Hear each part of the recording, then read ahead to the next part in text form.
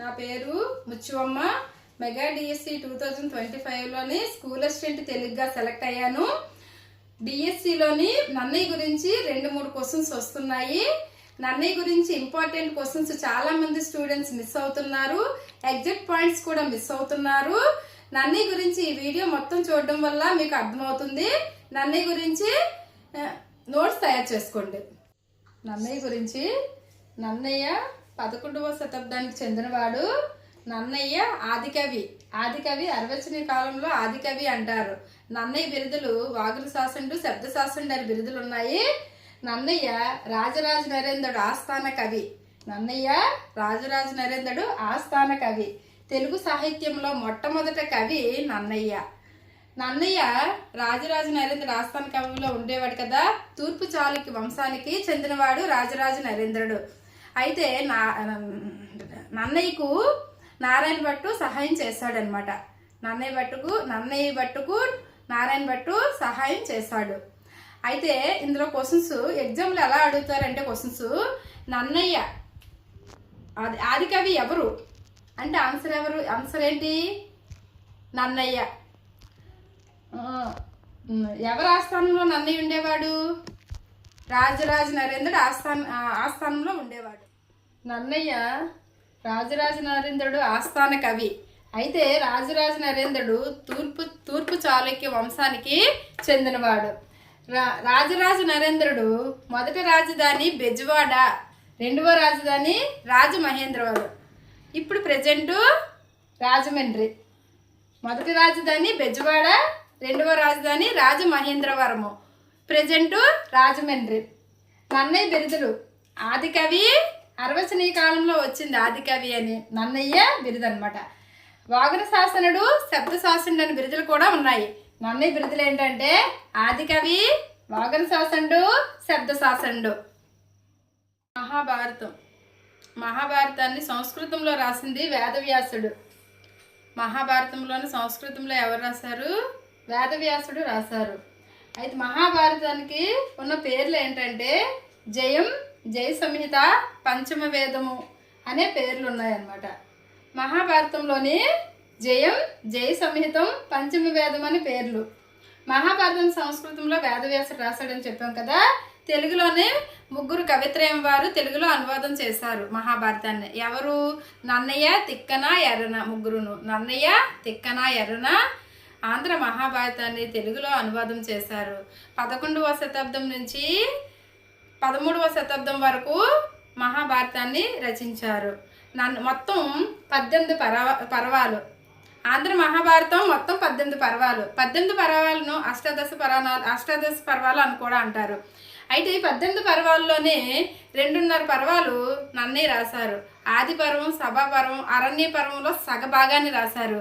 మిగతా 15 పర్వాలను తిక్కన రాశారు. ఒక అరపర్వం మాత్రం ఎర్రను పూర్తి చేశారనమాట. ఎక్కువ పర్వాలు రాసిన కవి ఎవరంటే తిక్కననే చెప్పవచ్చు మాట. 15 పర్వాలు ఒంటి చేత్తో రాసిన కవి ఎవరంటే తిక్కననే చెప్తారనమాట. ఎర్రన ఒక అరపర్వాన్ని మాత్రమే రాశాడు. ఆంధ్ర మహాభారతాన్ని మొత్తం శార్దూల వృత్తంతోనే సంస్కృతంలోనే ఈ శ్లోకంతో ప్రారంభమైంది. శ్రీవాణి గిరిజా చైరాయ దగ్ధో వక్షో ముఖాంగేసు అని శార్దూల వృత్తంతోనే ఈ పద్యం అనేది ప్రారంభమైంది. నన్నయ్య మొదటి పద్యం ఏంటంటే నన్నయ్యది రాజకులైక భూషణుడు అనే పద్యాన్ని రాశారు. ఇదిగో రాజకులైక భూషణుడు అనే పద్యాన్ని మొదటి పద్యంగా చెప్పడం జరిగింది. నన్నయ్య ఏంటంటే నన్నయ్య భారత అనువాదం స్వేచ్ఛానువాదం లేదా స్వతంత్ర అనువాదంలో చేశారనమాట. నన్నయ్య యొక్క భారత అనువాదం ఎలా ఉందంటే, అనువాదం అంటే ఒక భాష నుంచి ఇంకో భాషలోకి తర్జుమా చేయడాన్ని అనువాదం అని కూడా మనం అంటాం. ఒక భాష నుంచి ఇంకో భాషలోకి తర్జుమా చేయడాన్ని అనువాదం అని అంటామన్నమాట. అయితే నన్నయ్య భారత అనువాదం స్వేచ్ఛానువాదం అంటే తనకు స్వేచ్ఛగా అనువాదం చేశారని అర్థం అనమాట. అయితే సంస్కృత మహాభారతాన్ని 100 పర్వాలను ఏమంటామంటే శాస్త్రీతిహాసము అంటారు. సంస్కృత మహాభారతాన్ని 100 పర్వాలను శాస్త్రీతిహాసము అంటారు. ఆంధ్ర మహాభారతంలో 18 పర్వాలు అన్నాం కదా, ఈ 18 పర్వాలను కావ్య ఇతిహాసము అంటారు. ఆంధ్ర మహాభారతంలో 18 పర్వాలను ఏమంటామంటే కావ్య ఇతిహాసము అంటాము. నన్నయ్య రాసింది ఆది పర్వం, సభా పర్వం, అరణ్య పర్వంలో 4వ ఆశ్వాసంలోనే 142వ పద్యం వరకు ఈయన రాశారనమాట. నన్నయ్య రాసింది ఏంటంటే ఆది పర్వం, సభా పర్వం, అరణ్య పర్వం 4 ఆశ్వాసాల వరకు రాశాడు. ఇతను 142వ పద్యం శరదృతు వర్ణనతో ముగించడం జరిగింది. అయితే మొదటి పద్యం చెప్పాను కదా, రాజు కులైక భూషణుడు అనే పద్యం చెప్పడం జరిగింది. నన్నయ్య చివరి పద్యము శారద రాత్రి ఉజ్వలన అనే పద్యం చెప్పబడింది. చివరి పద్యం ఏంటంటే శారద రాత్రి ఉజ్వలన అనేది. నన్నయ్య భారతంలోనే మొదటి వృత్తాంతం ఏంటంటే పరశురాముడు వృత్తాంతంగా చెప్పబడింది.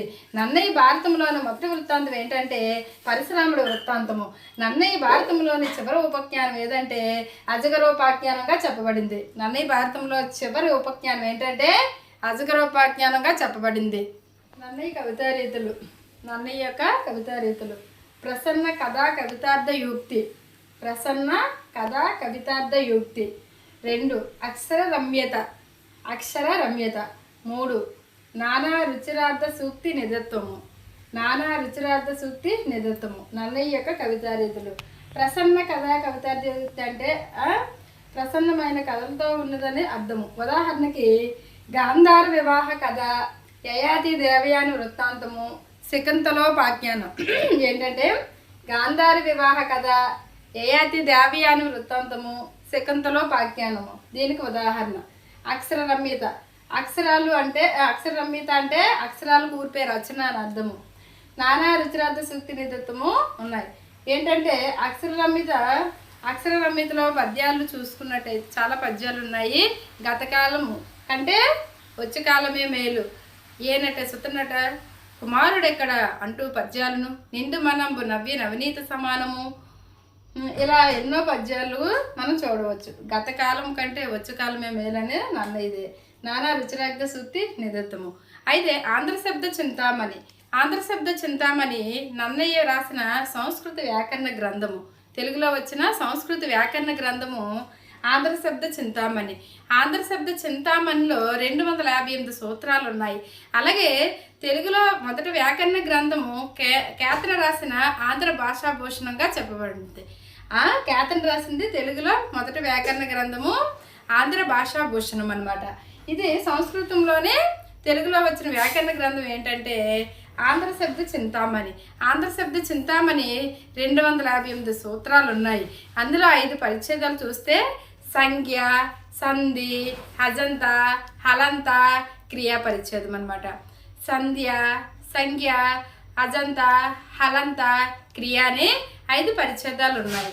అయితే నన్నయ్యకు ఆంధ్ర శబ్ద చింతామణి అనే వ్యాకరణ గ్రంథం రాయడం వల్ల విపుల శబ్దశాస్త్రుడు అనే బిరుదుంది. నన్నయ్యకు ఆంధ్ర శబ్ద చింతామణి ఆ వ్యాకరణ గ్రంథం రాయడం వల్ల ఇతనికి విపుల శబ్దశాస్త్రుడు అనే బిరుదు వచ్చిందన్నమాట. ఎలుకూచి బాల సరస్వతి సంస్కృతంలో దీన్ని తెలుగులోకి అనువాదం చేశారు. Okay, thank you. ఈ వీడియోలో నన్నయ్య గురించి కంప్లీట్ చేసుకున్నాం. నన్నయ్య ఆదికవి నుండి ఆంధ్ర శబ్ద చింతామణి వరకు మనం కంప్లీట్ చేసుకున్నాము. ఈ వీడియోలో ఏమైనా డౌట్ ఉంటే కామెంట్లోనే తెలియచేయండి. నెక్స్ట్ వీడియోలో తిక్కన గురించి కంప్లీట్ చేసుకుందాము. తిక్కన గురించి కూడా చాలా ఇంపార్టెంట్ క్వశ్చన్స్ వస్తున్నాయి. ఈ వీడియో మీకు హెల్ప్ఫుల్గా అనిపిస్తే సబ్స్క్రైబ్ చేయండి, లైక్ చేయండి, మీ ఫ్రెండ్స్కి షేర్ చేయండి. డిఎస్సి ప్రిపేర్ అయిన వాళ్ళకి చాలా ఉపయోగకరంగా ఉంటుంది. ఏమైనా డౌట్లు ఉంటే, మీకు ఈ టాపిక్ కష్టంగా అనిపిస్తే, ఏ టాపిక్ మీద మీరు వీడియో చేయమంటే ఆ టాపిక్ నుంచి మాత్రమే నేను వీడియో చేస్తాను. Thank you friends.